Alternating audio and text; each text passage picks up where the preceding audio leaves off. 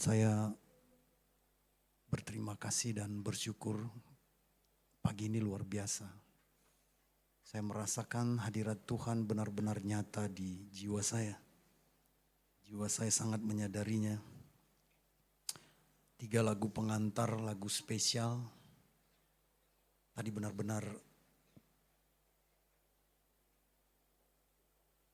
memakukan jiwa saya, terpesona oleh karena kebaikan dan kasih Tuhan. Yang sepakat katakan amin.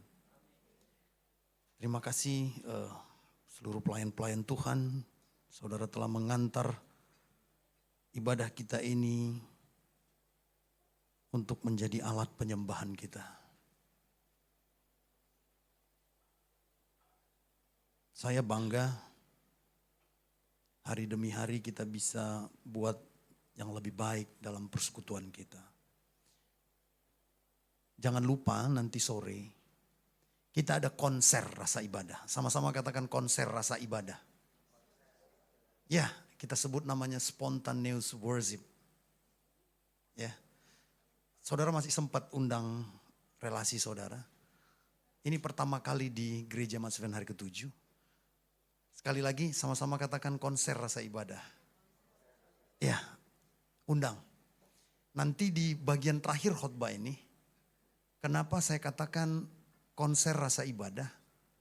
Kenapa Tuhan tetapkan berjamaah adalah menjadi salah satu rencana prioritas? Kenapa dia membangkitkan gerejanya? Ya. Itu sebabnya kita hari ini mau belajar sesuatu yang baru. Saya beri judul A Matter of Priority. Boleh ditampilkan? Oke, kita mau belajar tentang bagaimana kita menikmati prioritas. Sama-sama katakan prioritas. Yes. Kita belajar dari 4 dimensi nanti, 4 level. Atau 4 perkara ini. Berharap 4 perkara ini setelah pulang nanti kita dari sini, jiwa kita menyadarinya. Sama-sama katakan jiwa kita menyadarinya. Ya, 4 perkara itu adalah level paling dasar adalah kemampuan kita untuk menentukan skala prioritas di hidup kita. Yang kedua, di level kedua kita sanggup memprioritaskan orang-orang yang kita anggap penting, berjasa, dan bermanfaat di hidup kita. Level ketiga, kita sanggup membuat diri kita sendiri menjadi prioritas bagi orang lain. Dan level keempat, kita sanggup memahami dan memilih prioritas Tuhan. Kita mau mengerti dulu tentang kenapa saya suka pakai foto ini. Ini pernyataan filosofis. If an egg is broken by an outside force, life ends. If an egg is broken by inside force, then life begins. Great things happen from the inside. Saya mau katakan pada saudara, disinilah peran Allah kita yang kita kenal sebagai roh. Sama-sama katakan roh. Jadi Allah kita itu bekerja dari dalam. Ya. Allah kita bekerja dari dalam bukan dari luar. Kalau pekerjaan dari luar kita itu biarkan yang lain. Energi yang lain, kekuatan yang lain. Tapi spesifikasi Allah yang tidak dapat ditiru oleh apapun di semesta ini, dia bekerja dari dalam. Dari jiwa kita. Amin. Nah, jadi ini menjadi catatan pada kita. Kenapa? Hikmat untuk menentukan prioritas adalah buah roh. Pekerjaan roh dari dalam. Kenapa? Kalau dari dalam Allah bekerja, ya ini dia. Seperti telur, kalau ada dorongan dari dalam, telur itu dipastikan akan hidup. Tapi kalau dia ditekan atau didorong dari luar, kehidupan akan berakhir. Itu sebabnya jaga jiwa kita. Gereja dibangkitkan untuk menutrisi jiwa. Sama-sama katakan menutrisi jiwa. Ya memang itu. Jadi kalau jiwa kita pulang nggak diberkati, ya hati-hati, berarti itu ibadah formalitas. Oke. Saudara-saudara, bahwa prioritas adalah sesuatu yang kita dahulukan dan kita utamakan dibanding hal-hal lain. Itu bisa terjadi dalam kehidupan kita sehari-hari. Banyak sekali manfaatnya. Supaya kita bisa mengelola jiwa kita itu sendiri. Kita tidak stres. Kenapa? Ya, karena banyak sekali sebetulnya di hidup kita ini yang seakan-akan mendesak kita untuk menyelesaikannya, untuk menyentuhnya, untuk mengerjakannya. Kita jadi bingung untuk memutuskan mana yang paling penting dan paling mendesak untuk dikerjakan. Nah itu sebabnya bebas sekali terjemahan prioritas. Kita mau pakai definisi apa, karena banyak sekali pakar-pakar menerjemahkan ini. Tetapi saya mau katakan prioritas adalah bisa seperti keystone. Keystone itu karena saya sedikit-sedikit mengerti bangunan, itu kalau ada bikin pintu, di atas pintu itu kan disusun tuh bata. Ada satu bata di situ yang kalau dilepas, pasti bata yang lain yang sudah tersusun akan rontok atau jatuh. Jadi prioritas adalah dia punya sifat yang substansi, sama-sama katakan substansi. Karena kalau dia diambil atau dia ditiadakan atau dia tidak ditreatment dengan baik, maka terintegrasi kemana-mana. Ini sifat dari sesuatu yang menjadi priority kita. Jadi dia bisa disebut sebagai hakikat. Yang kalau dia nggak ada, maka segalanya nggak ada. Nah itu dia. Maka dia bisa jadi berakibat kemana-mana. Oke? Jadi dia bisa saja dari segi waktu dia adalah sesuatu yang mendesak. Karena kalau waktu ini hilang, maka akan berpengaruh kepada waktu-waktu yang lain. Seperti kami pernah ke Singapura sama istri saya, jadi sudah dibuat itinerary-nya, daftar perjalanannya. Tapi ketika kami di imigrasi itu nggak diatur bagaimana supaya jam naik ke kapal itu tepat pada itinerary. Kami disuruh antri satu-satu, seharusnya cukup agennya saja bawa semua paspor. Perwakilan jadi nggak ngantri, habis. Nah habis di situ, habislah semuanya. Boleh jadi dia yang pertama yang harus didahulukan. Dia kalau nggak dikerjakan, maka dia nggak bisa mengerjakan yang lain. Karena dia terintegrasi. Dia bisa disebut juga sebagai juru kunci. Artinya kalau kita biar nggak dapat yang lain, tapi kalau dapat dia, kita serasa dapat semua. Betul? Nah, satu kali saya menulis celotehan-celotehan saya, pemikiran-pemikiran saya di grup para pendeta. Mungkin teman-teman saya panik, karena sesuatu yang baru mungkin bagi mereka. Wah, di situ saya banyak dapat bulian lah, ya. Seperti itu, tapi ya namanya teman. Intinya mereka sangat tidak setuju. Tapi ada sebagian yang diam-diam japri saya ucapkan terima kasih, mencerahkan gitu. Tapi banyak yang di depan umum ini membuli gitu. Tiba-tiba seorang ketua conference pada waktu itu kasih komplimen. Tetaplah menulis, saya mendapatkan sesuatu. Saudara tahu, saya merasa gini, cukup satu ketua conference sudah meniadakan orang yang membuli saya. Paham maksudnya? Saya jadi prioritas melihat dia, nggak melihat puluhan orang lain. Nah habis itu Masih di hari yang sama, seorang profesor dosen yang bekerja di luar negeri bilang kita ketemu. Lalu dia buat pertemuan, kami datang ke tempat itu puluhan para pendeta.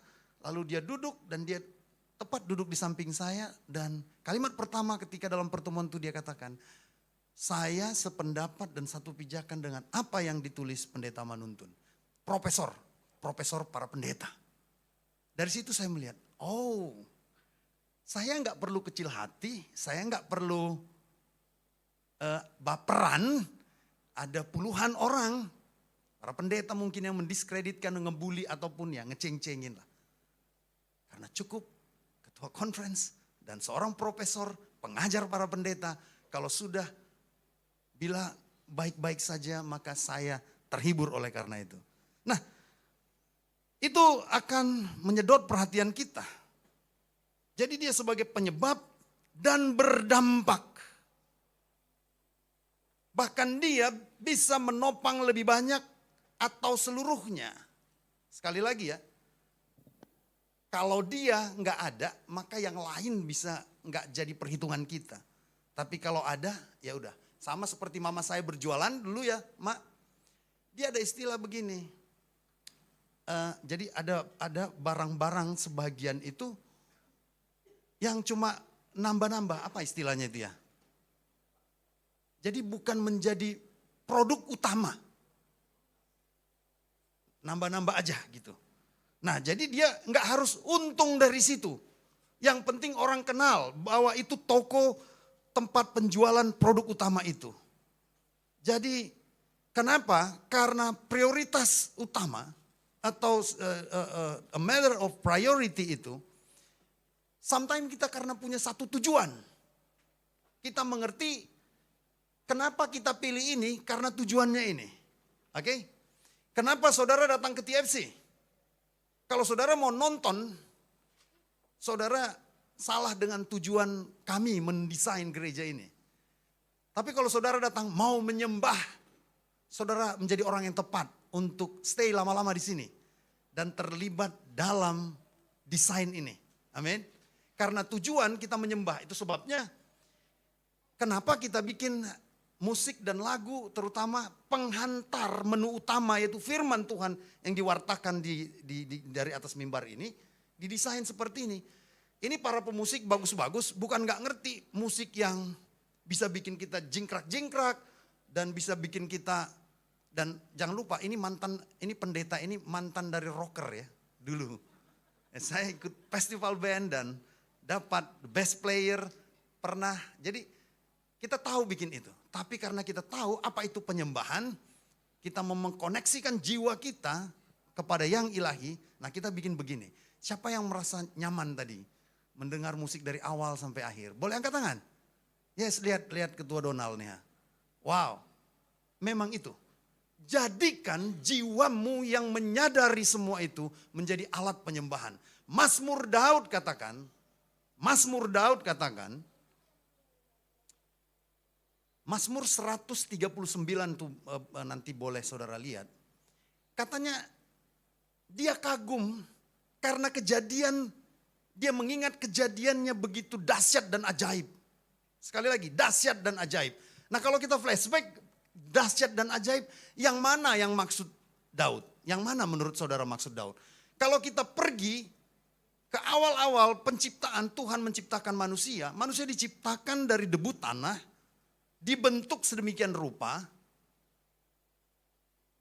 Lalu nafasnya dihembuskan, nafas ilahi dihembuskan ke dalamnya. Lalu jadilah makhluk hidup yang disebut manusia. Oke? Fase pembentukan menjadi dari debu tanah itu, itulah yang cikal bakal menjadi darah dan daging kita. Menurut saudara apakah itu ajaib? Apakah ini yang dimaksud Daud ajaib? Dan dahsyat? Enggak, karena semua kita ini bisa bikin patung. Betul dari tanah liat. Mau dalam bentuk apapun. Dan ada jutaan orang yang sangat rapi dan begitu bagus mendesain patung dari tanah liat itu bisa. Cuma bedanya apa? Yang enggak ada nafas di situ. Amin. Betul? Nah jadi yang dimaksud Daud dengan kejadianku dahsyat dan ajaib bukan pada waktu pembentukan darah dan daging. Tapi ketika Daud mengatakan akhirnya dalam frase itu, jiwaku menyadarinya.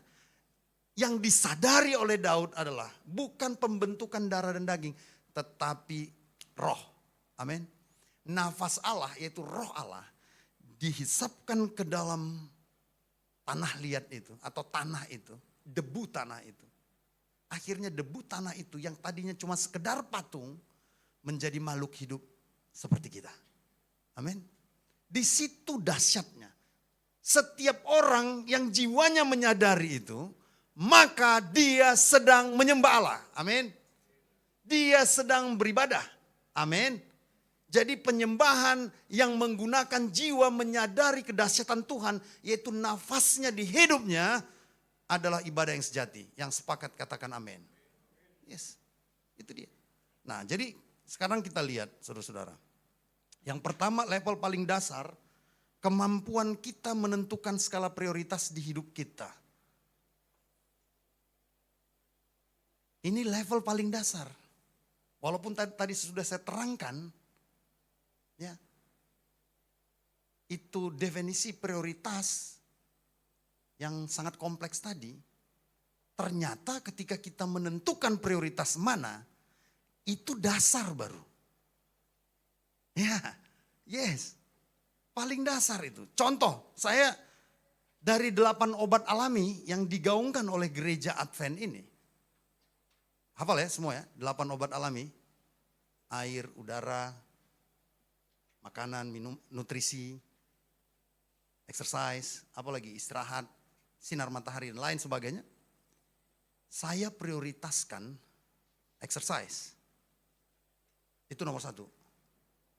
Nomor 2, tidur, istirahat. Ini nomor 1. Tadi malam jam 2 saya lari. Serius. Karena kalau saya lalaikan jam 2 ya, sebelum saya meditasi. Saya lari itu keliling. Mungkin Kice dengar karena dia dekat kamar, pintu kamar. Itu saya lari itu sampai beberapa kali. Baru saya bangun. Nanti saya bangun cuma 3 jam aja, itu segar. Saya mengerti, itu kebutuhan saya. Jangan, don't try this at home. By yourself, belum tentu sama gitu ya. Itu saya yang tahu. The priority scale saya itu di situ. Saya di hotel, waktu teman saya nginap sama teman saya, dia kaget. Kok ada guduk gitu ya. Di tengah malam jam 2, jam 3, biasanya saya lakukan itu. Lompat-lompat apa semua. Terus dia bilang, kau kenapa? Sambil matanya terbelalak. Saya bilang, kalau saya nggak lakukan ini, nanti kamu yang repot. Gitu. Kenapa? Saya bisa sakit. Saya lakukan itu. Dan benar selalu segar. Dan kalau memang kalau sehari saja, sekali saya lalaikan itu, saya nggak sefit seperti biasanya. Saya nggak sebaik, seprima seperti biasanya. Saya tahu itu. Lalu kedua, tidur. Nah, pertanyaan kenapa olahraga dan tidur? Karena olahraga itu masalah waktu bagi saya. Saya menentukan waktunya sulit gitu. Makanya coba bayangin. Tengah malam begitu. Saya bisa diteliti secara ilmiah, saya lakukan itu dengan benar. Dan sampai hari ini saya baik-baik saja dengan itu. Nah yang kedua, kenapa saya perlu tidur, ya kan? Saya tipikal orang yang gak mudah tidur. Karena otak saya seperti jalan dan berpikir. Ini gak baik sebetulnya kalau mau panjang umur. Ya, tapi praise God. Saya bisa kelola ketika saya mengelola nafas saya. Ya, tapi artinya saya berbeda, lebih riskan daripada yang lain. Sehingga ini yang saya prioritaskan. Olahraga dan tidur. Makan saya baik-baik saja. Mau makan apa saja, jadi darah dan daging ke dalam tubuh saya. Serius. Jadi istri sampai bingung. Kamu berapa kali sih makan? Karena kadang-kadang saya cuma sekali, 2 kali. Nggak terlalu penting saya makan. Mau jenis makanan apapun, ya kadang-kadang saya pilih itu karena memang supaya saya bisa selera gitu. Saya baik-baik saja. Sinar matahari semua itu mudah saya dapatkan. Tentukan prioritas saudara. Amin. Kamu yang ngerti apa yang paling kamu butuhkan. Kalau jangan sampai saudara tidak bisa ciptakan itu. Momen-momen itu untuk saudara dapatkan. Kenapa? Penderitaan, kelemahan, potensimu bisa berkurang. Apa yang ada padamu tidak optimal. Amin. Ya. Di level kedua, kita sanggup memprioritaskan orang-orang yang kita anggap penting, berjasa, meaningful. Ya kan? Ini biasa banget kita ini. Makanya ada istilah networking. Ya. Waktu saya menikah, saya nggak tahu mengundang siapa lagi karena belum nyampe setahun saya ada di Jakarta. 100 undangan saya berikan, masih ada 3 lagi. Itu pun sudah dibantu beberapa orang. Siapa lagi yang saya undang? Gitu. Seyogyanya, saya sebetulnya pengen undang yang kaya-kaya lah. Biar ampaunya gede. Ya kan? Iya dong. Cuma saya nggak tahu siapa. Saya baru di Jemaat Depok. Jadi saya berpikir karena apa? Karena ini bisa menguntungkan buat saya.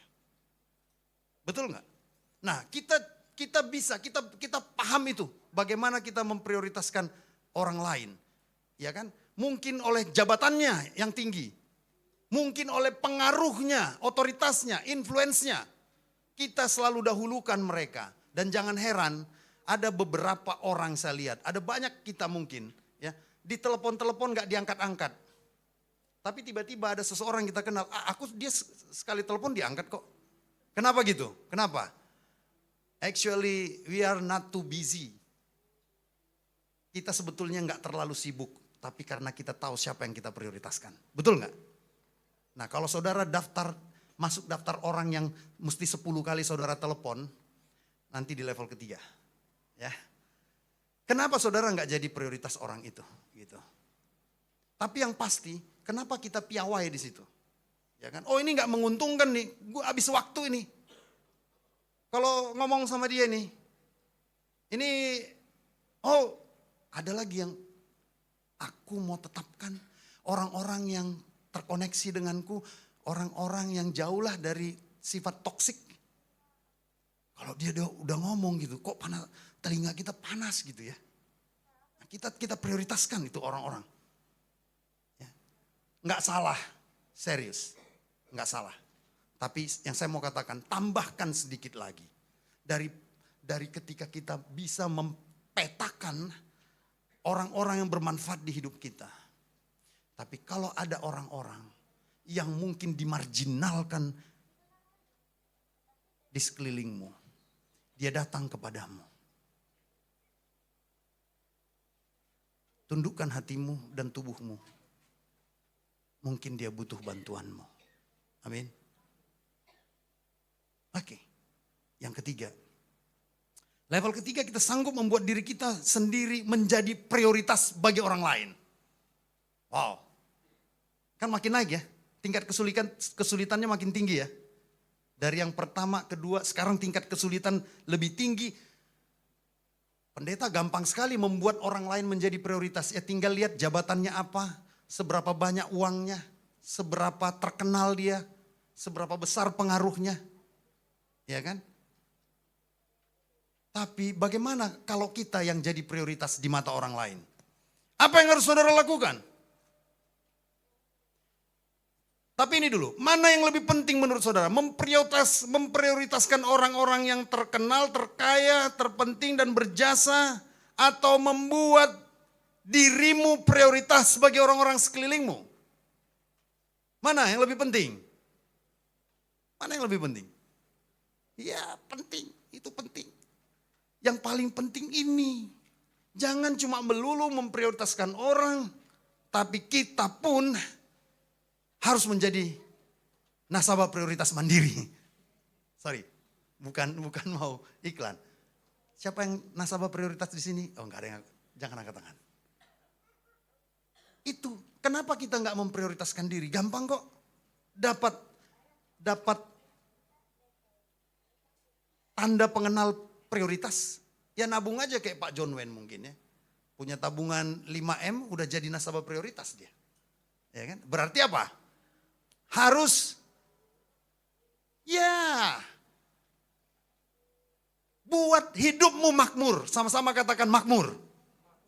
Yes. Apakah orang-orang di dalam Tuhan nggak bisa makmur? Bisa. Harus bisa. Harusnya bisa. Karena dari Allah lah semua kemakmuran itu ada. Oke? Jadi dengan cara apa kita? Hidup kita bisa jadi prioritas sebagai orang lain. Caranya adalah ciptakan kualifikasimu. Ciptakan keunikanmu. Tersedialah buat semua orang. Berikan kebutuhan orang. Jadilah prosper. Jadilah skillful. Amin. Lah kalau orang-orang seperti ini yang kita banyak temui bukan orang gereja, udah salah dengan gereja kita. Kok ini jadi lebih banyak orang di luar gereja yang begini-ginian ini? Yang skillful, yang prosper, yang famous, ya kan? Yang generous. Loh kenapa mereka jadi di luar? Kenapa mereka jadi prioritas? Jadi untuk apa ini gereja ini? Oh no, gereja ini memang untuk ciptakan pribadimu akan menjadi seperti itu. Yang sepakat katakan amin. Kalau gereja ibadahmu tidak membuat kamu kaya raya, terkenal, apalagi? Ya. Jangan pikir ini pendeta punya teologi prosperity. Prosperity itu awalnya dari Tuhan.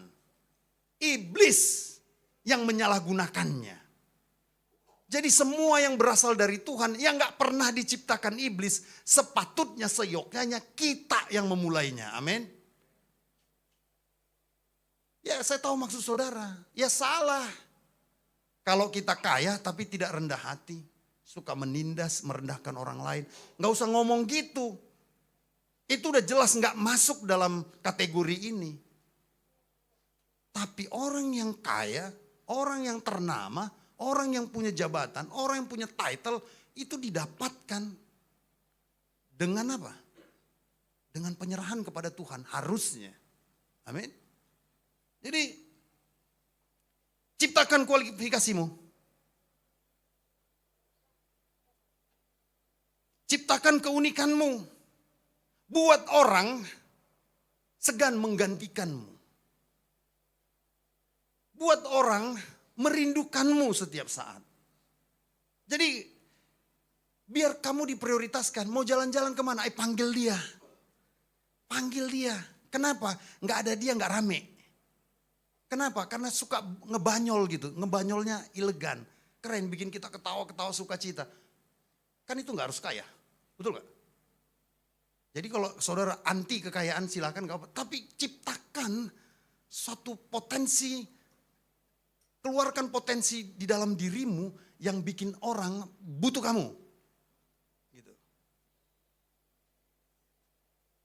Jangan jadi orang yang ribet. Yang seperti polisi moral. Dikit-dikit kita tegur semua kesalahan orang. Ya orang gak mau, jangan panggil dia. Ntar kita gak bebas. Kita gak nyaman. Begitu ya. Ada yang di hidupnya merasakan itu, ada orang yang begitu. Jadi sungkan. Dengar ya saudara, saya pulang kemarin. Ada teman saya. Ini jelek juga sebetulnya saya bilang ini. Tapi ini sebagai contoh. Dia sudah menyembah Allah lain. Tapi dia kaya raya dan berpengaruh di sana. Lalu saya teman-teman seangkatan bilang, yuk kita datangi dia. Tapi tiba-tiba satu, enggak, dia takut samamu karena lu udah jadi pendeta. Loh, kenapa? Takut lu khotbah katanya. Takut kamu khotbah. Lah, kok bisa gitu? Tapi ternyata enggak. Tapi ketika saya berpikir gitu, oh ada orang yang takut dengan kepribadian orang lain. Kenapa? Karena dia selalu memakai ukuran yang dipakainya untuk diukurkan ke orang lain. Orang lain jadi enggak nyaman. Betul? Ciptakan kualifikasimu, keunikanmu. Tersedialah buat semua orang. Berikan kebutuhan orang. Yang keempat, nah ini dia. Ini serius nih.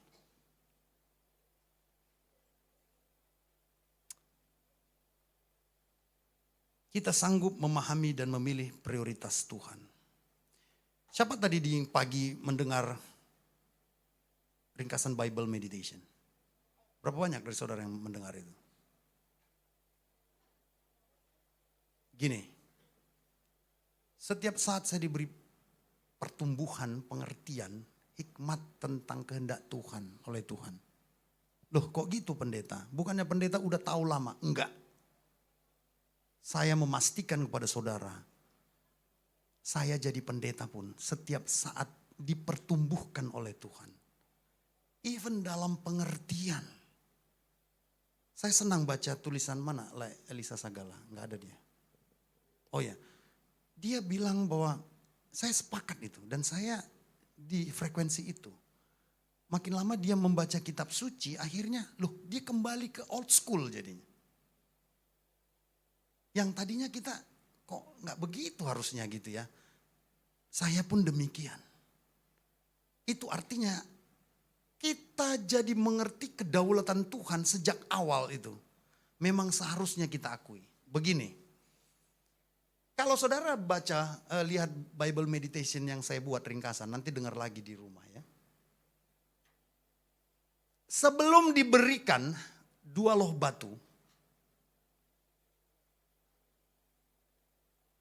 bahkan sebelum tulah diberikan, Tuhan udah bisikin sama Musa, dipanggil dia di padang. Kau nanti jadi pembebas umatku ya, bangsa Israel, sebangsamu itu. Buat apa kata Musa? Aku gak bisa gini. Bawalah bangsaku itu supaya mereka beribadah di gunung. Ditulis gitu. Supaya mereka menyembahku di gunung. Ingat itu pertama alasan Tuhan kenapa manggil bangsa Israel. Ingat alasan ibadah menyembah. Oke. Jadi belum ada hukum Taurat. Jadi ibadah menyembah itu yang dia minta kepada Musa bukan bagian dari hukum Taurat atau berasal dari hukum Taurat. Jadi jangan ragu. Walaupun saya kutip perjanjian lama, saya pastikan itu bukan kadaluarsa. Itu tetap masih berguna sampai hari ini.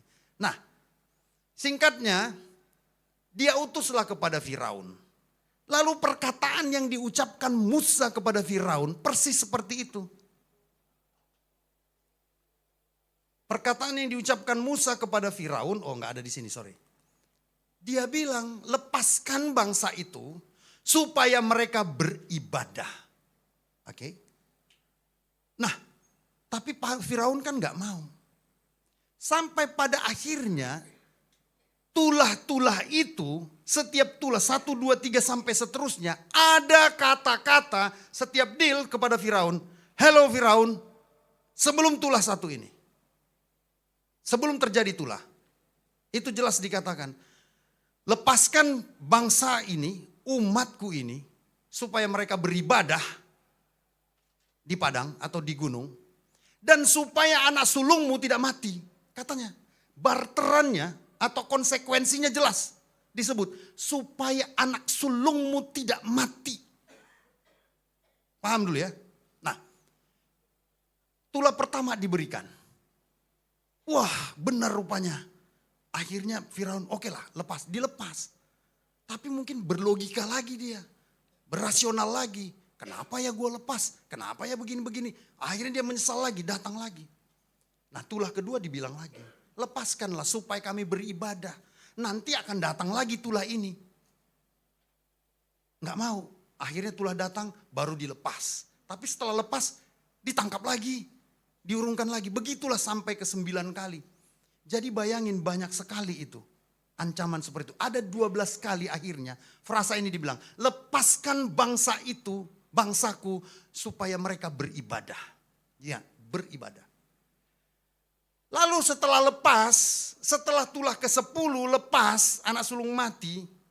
Oke. Setelah tulah ke-9 dan mau tulah ke-10 anak sulung mati. Ini sudah pasti. Ini terakhir kali Firaun tidak bisa lagi menahan kalian dan dia akan benar-benar lepaskan kalian, kata Tuhan.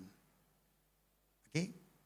Ingat tadi, berapa banyak kira-kira orang Israel yang mau dibebaskan dari Mesir? Siapa yang dengar tadi? Ya, hampir 2 juta. Tertulis 600 ribu, tetapi hukum Hammurabi sebut itu hanya hitungan pria dewasa. Kalau masing-masing pria itu punya 1 istri, udah 1.200.000. Kalau setiap rumah tangga punya masing-masing 1 anak atau 2 anak, hampir 2 juta. Kebayang nggak membawa 2 juta orang keluar dari tanah Mesir? Belum lagi barang-barang mereka yang begitu banyak.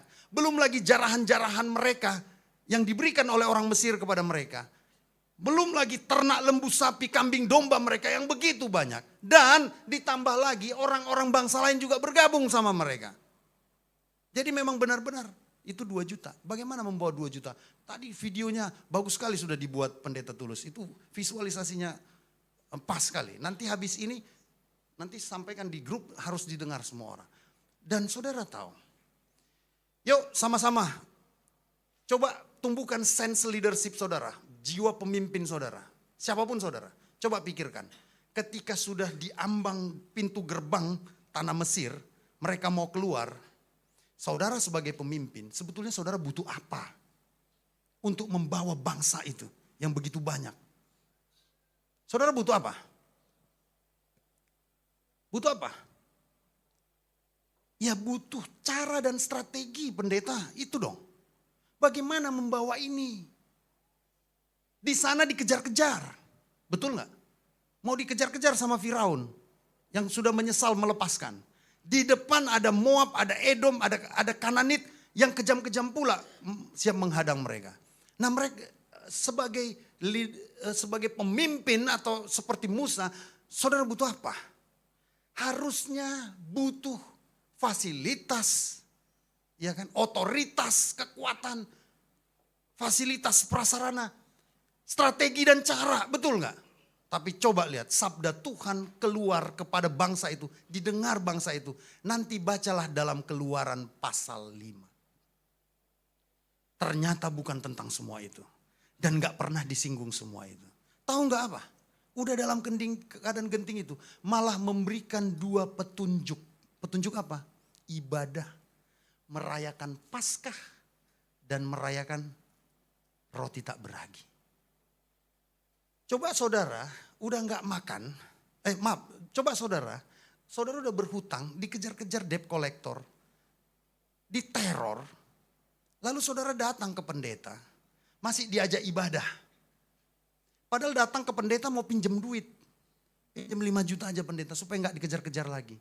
Tapi pendeta ajak gini, anakku kita ibadah dulu. Gimana soal uangnya nanti habis ibadah bisa pendeta? Tar dulu. Sebel gak? Sebel. Tapi itu Tuhan lakukan kepada Musa. Dia gak butuh itu semua. Udah di ujung tanduk tapi diminta ibadah. Nah ini yang saya mau bilang. Saudara tahu ibadah apa? Sorry. Yang bermain-main teologi dengan saya. Yang selalu bilang ibadah itu pribadi doang. Maaf. Enggak. Saudara keliru. Ya memang life is worship, seluruh ibadah, seluruh hidup kita itu jadi ibadah.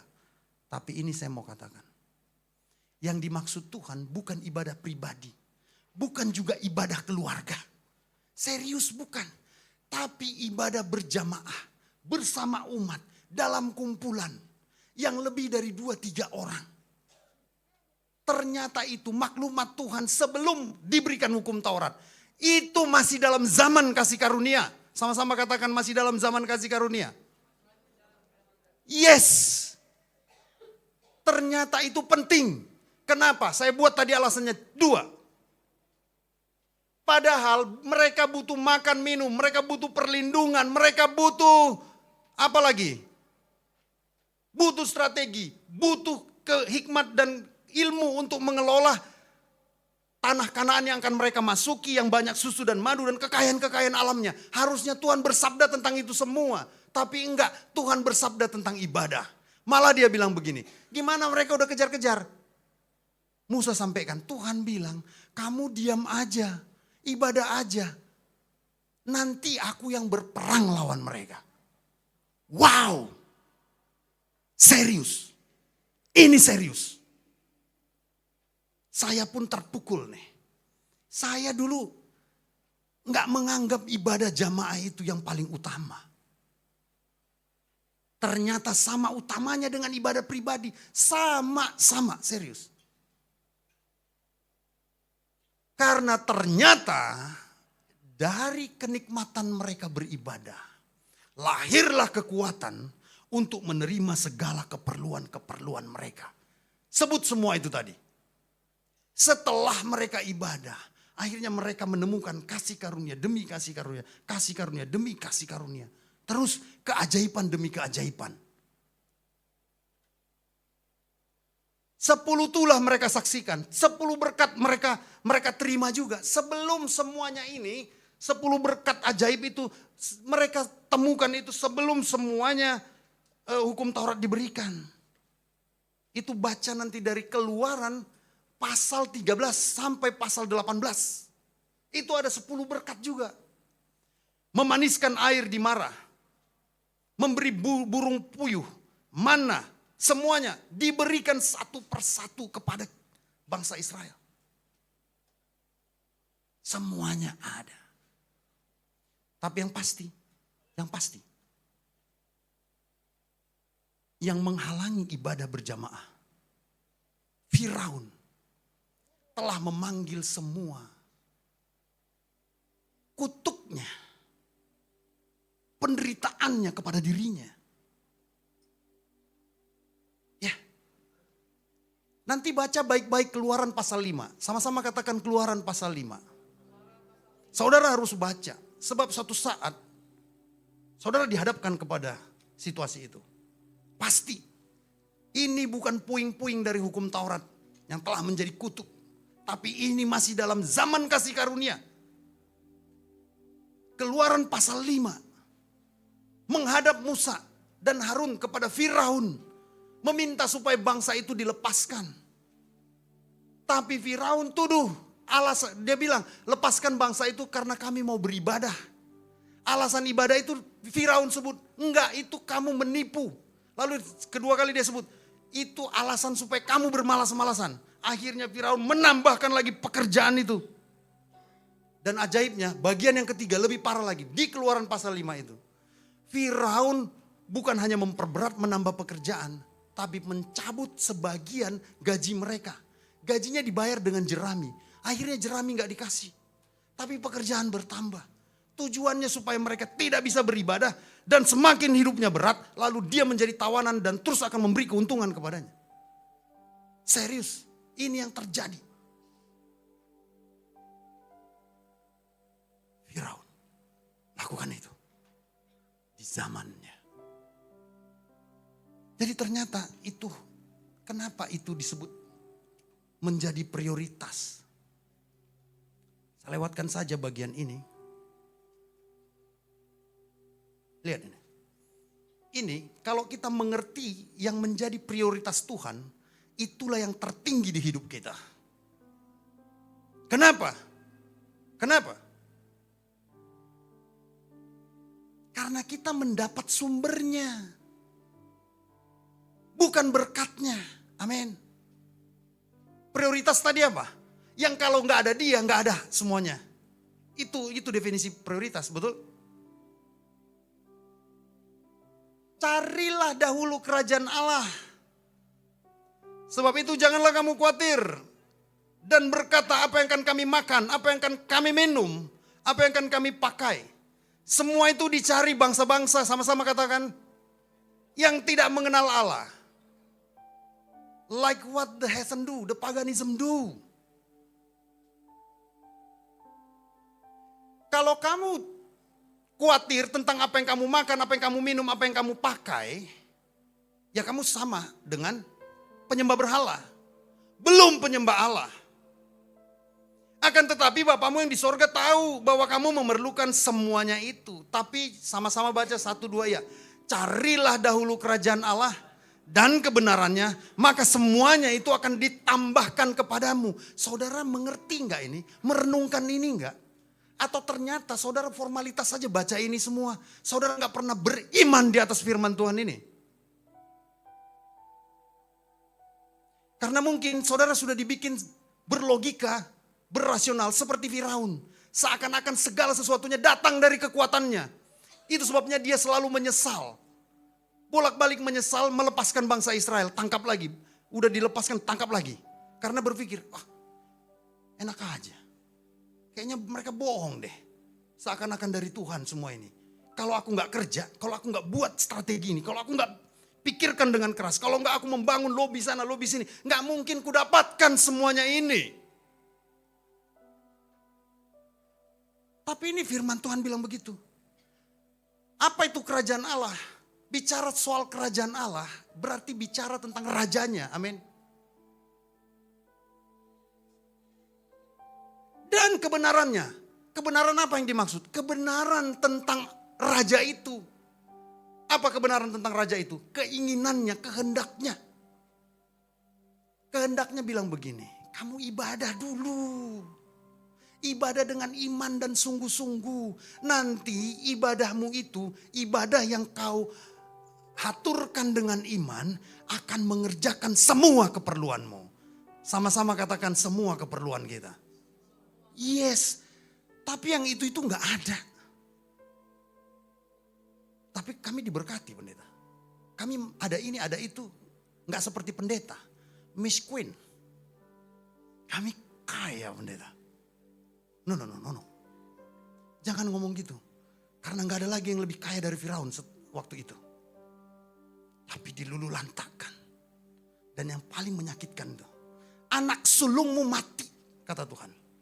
Jauh sebelum 10 tulah, rupanya Tuhan di Keluaran pasal 4 ayat 27. Dia bilang nanti anak sulungmu mati. Barter, izinkan mereka beribadah, keluarin. Supaya anak sulungmu tidak mati. Anak yang kau banggakan. Serius. Jadi Tuhan bisa membiarkan semesta mematahkan apa yang menjadi kebanggaan kita loh. Tuhan mau gini, koneksi nikmati dulu keintiman denganku. Bukan pribadi, no, jangan ajari aku kalau pribadi. Orang Israel itu waktu diperbudak juga bisa ibadah pribadi. Bisa, ibadah keluarga juga bisa. Yang gak bisa ibadah berjamaah. Jadi ibadah jamaah itu yang aku mau. Itu yang menjadi prioritas. Karena sama-sama kalian menyatukan nafas kalian. Yang sebagai doa itu. Amin. Jadi itu sebabnya. Kalau kita sendiri menyembah Tuhan dengan energi yang kita punya. Itu hebat. Tapi kalau berdua. Yang hebat tambah hebat jadi apa? Double hebat. Bagaimana kalau 3, 4, 5, 6, 7, 100? Makanya jangan main-main dalam ibadah ini. Paulus bilang ibadahmu akan menguntungkan buatmu. Amin. Loh kenapa kami masih begini? Kami bisa kok. Iya karena Tuhan masih sabar. Memang Tuhan gak pernah menghukum. Maaf. Penghukuman dan penghakiman gak pernah dari Tuhan. Gak pernah. Itu dari roh yang lain. Penghakiman dan penghukuman gak pernah dari Tuhan. Lalu bagaimana orang terhukum? Dia terhukum oleh kesalahannya sendiri. Oleh pembangkangannya sendiri. Oleh ketidakpercayaannya sendiri. Dan yang menghukum itu adalah semesta. Unsur-unsurnya. Tuhan selamanya memberi. Paulus menulis Roma pasal 2. Dia katakan. Masihkah kamu menganggap sepi kemurahan hati Allah. The goodness of God. Yang menuntunmu kepada pertobatan. Jadi Tuhan tuh bikin orang tobat. Untuk bikin orang instaf. Enggak bikin kamu rugi dulu. Bankrupt dulu. Kena celaka dulu. Sakit dulu. Dikucilkan dulu. Enggak. Tapi dia tambahin terus berkatnya. Serius. Dia tambah terus berkatnya. Tambah. Karena Tuhan mau. Dia memberkati. Supaya mereka insaf. Jadi kalau saudara balik ke Tuhan karena terpuruk dulu, udah pasti itu bukan ibadah sejati. Itu bukan kembali dengan sejati. Itu didorong oleh roh ketakutan. Apalagi kalau datang ke gereja. Udahlah nanti kita dicibir. Itu level yang paling, itu yang level buruk. Yang paling buruk adalah kita harus ke gereja, nanti kita kena kutuk. Oh, gak ada penyembahan yang lahir dari roh ketakutan. Tidak ada. Tidak akan pernah ada. Tapi setiap kita akan insaf, kok banyak banget berkat dari Tuhan ini. Aku melangkah ke kanan dapat rezeki, melangkah ke kiri dapat rezeki. Waduh, ya Tuhan.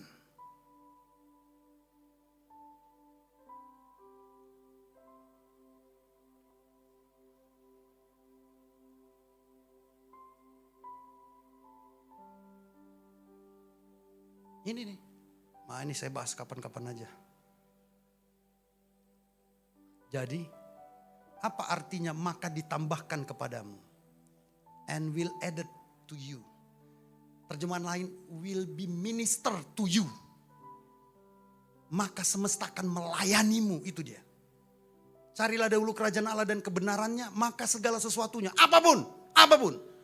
Maka datanglah orang-orang yang melayanimu, memberikan kepadamu. Itu dia, will be minister to you. Itu sebabnya gini saudara-saudara.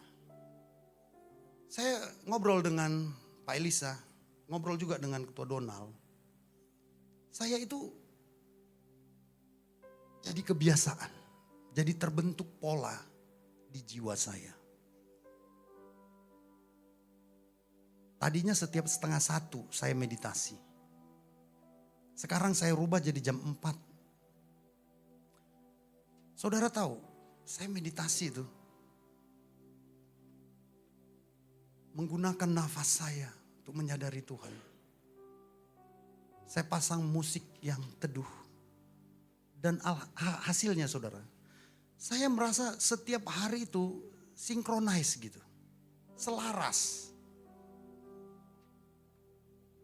Kami cerita sama Yoni juga sama istri saya ya di rumah. Sampai hal-hal kecil pun dikirim Tuhan gitu. Yang bikin kita, wih kok banyak sekali berkat ini. Ini bukan bicara soal rezeki aja ya, bukan bicara soal duit. Tapi soal kelegaan. Dan kita melihat nyata Tuhan itu ada. Setiap saya melakukan itu, terintimasi dengan Tuhan. Dan saudara tahu, dan kalau saya berhentikan, ini sorry ya, bukan pendeta sugesti kali. Ya mau apapun itu ceritanya, karena ada efek placebo juga. Orang bikin obat tertentu ke syaraf kita, bisa jadi kita mengalami. Enggak apa-apa, yang pasti itu dari Tuhan, bukan saya bikin. Nah itu ceritanya. Itu kalau saya enggak lakukan itu, entah kenapa ada-ada aja. Yang enggak sinkron gitu. Yang saya ke kiri, ternyata orang yang saya temui ke kanan. Tapi kalau itu terjadi, itu nanti sepanjang hari bisa saya ceritakan banyak keajaiban. Sebetulnya setiap hari itu saya mau cuma 10 menit paling lama. Tapi saudara tahu, entah kenapa itulah ya, benar-benar kayak orang pacaran. Kalau berintimasi dengan Tuhan, itu kalau nggak kita berhentikan, nggak berhenti. Karena Tuhan terus ingin peluk kita. Memberikan kenikmatan buat kita. Itu selalu bablas bisa sampai setengah jam. Dan itu benar-benar meaningful. Saya jadi mengerti, oh ini rupanya. Kenapa saya harus dahulukan ini? Saya tahu saya ngantuk, jadi pernah saya bikin alasan rasional. Begini saudara, saya jangan deh lagi malam ini karena saya udah capek, saya gak usah dulu meditasi. Subuh ini saya mau tidur dulu dan saya nggak meditasi, hasilnya nggak ada, biasa-biasa aja. Tapi ketika saya putuskan saya meditasi, walaupun saya kurang tidur, saudara tahu, saya udah ikhlas sebetulnya. Kalau nanti saya ngantuk atau saya lelah ya nggak apa-apa. Saudara tahu apa yang terjadi? Inilah salah satu penyebab saya menjadi bersukacita dalam Tuhan. Selalu tidak saya rasakan apa-apa. Ternyata ditebus Tuhan juga. Kalaupun saya ngantuknya nanti tepat. Tepat memang itu momennya. Tidak mengganggu pekerjaan lain, tidak mengganggu rangkaian kehidupan yang lain. Dahsyat enggak? Dahsyat enggak Tuhan menurut saudara? Dia sediakan. Yang kita khawatirkan dia sediakan. Jangan takut ngantuk. Pasti kamu enggak ngantuk. Dan kalaupun kamu ngantuk karena terus kamu lelah sepanjang hari beraktivitas, nanti kamu akan tertidur di waktu yang tepat. Benar. Selalu begitu. Tuh, saya nggak bisa ceritakan karena waktu kita habis. Waktu saya pulang ke tempat mama saya yang lalu itu, benar-benar Tuhan menuntun saya. Itu terjadi hanya karena saya menggunakan nafas saya berdoa kepada Tuhan. Bermeditasi. Realitas Tuhan ciptakan. Yang seharusnya benar saya sudah ketinggalan pesawat dan tidak bisa lagi. Karena saya compare dengan orang yang di sebelah saya. Dia pulang karena pasrah. Tidak mungkin lagi. Dia pulang ngomel-ngomel sama suaminya. Tapi saya masuk ke dalam. Ternyata loket itu masih buka. Dan semua barang saya masuk. Actually saya mau ngejar dia. Mau bilang bu sini bu sini. Masih ada. Tapi tiba-tiba saya seperti diingatkan Tuhan. Di telinga saya bilang gini. Hey gak usah. Realitas ini kuciptakan untukmu. Hanya untukmu. Bisanya pesawat delay 1 jam. Saya udah bilang sama adik saya, udah nanti abang ganti. Abang gak bisa jalan karena besok pagi acaranya. Tapi Tuhan tuntun. Dan saya gak tidur, saya meditasi. Gak tidur sepanjang hari. Dan semua acara, semua yang saya inginkan tercapai. Sampai akhirnya saya jam 4 baru tertidur. Mama saya bilang kamu tertidur terus gak bisa dibangunin. Sampai jam 4 subuh berikutnya. Di waktu yang tepat.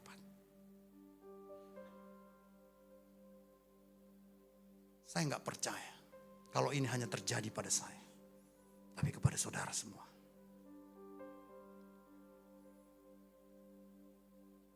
Percayalah pada Tuhan dengan segenap hatimu. Jangan bersandar pada pengertianmu sendiri. Dia akan meluruskan jalanmu. Jadi temui Tuhan dulu dalam ibadah-ibadahmu. Nanti dia akan tunjukkan jalan kehidupanmu, meluruskan jalanmu. Bahkan menentukan jalan yang harus kau tempuh. Roh akan mengerjakan bagimu. Bahkan menentukan arah langkahmu. Makanya kita pergi ke kanan. Oh ya tepat. Ke kiri tepat. Maju ke depan tepat. Ke belakang tepat. Bahkan rancangannya itu nyata. Dia beri untuk hari depan yang penuh. Kalau kamu pikir bagaimana kita punya dapat nanti di hari depan. Enggak. Ibadah dulu kamu. Bangun mesbahmu dulu. Berintimasi dengan Tuhan, gunakan nafasmu, gunakan jiwamu menyadari berkatnya. Nanti aku yang tentukan masa depanmu. Ada hari depan yang penuh harapan. Karena Allah turut bekerja. Jadi jangan takut, ibadahmu prioritasmu. Karena kekuatan datang dari sana, dia mengerjakan apa yang kau harap dan inginkan hari ini. Mengajar segala sesuatu, bahkan mengingatkan kamu. Mengajar, mengingatkan kita.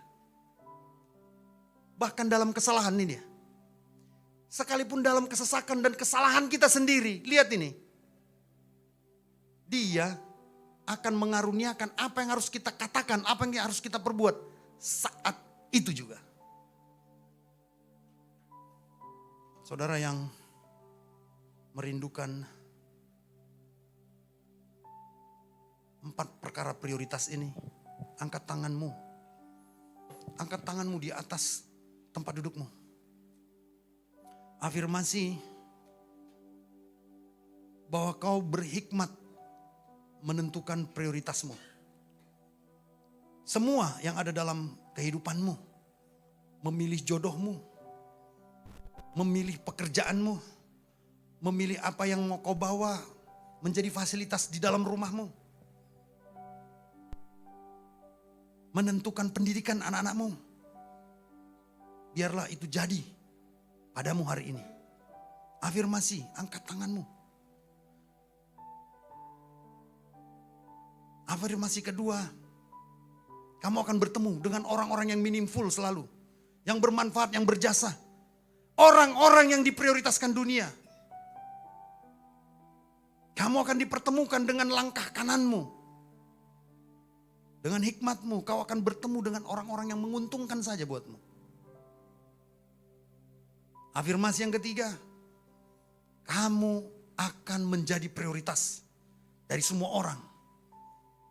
Karena kamu telah belajar dari segala prioritas, maka kamulah yang telah menjadi prioritas. Kau akan dicari orang, dipentingkan orang. Entah apapun yang ada pada hidupmu, semua meaningful, semua berguna. Dan yang terakhir, telingamu dan batinmu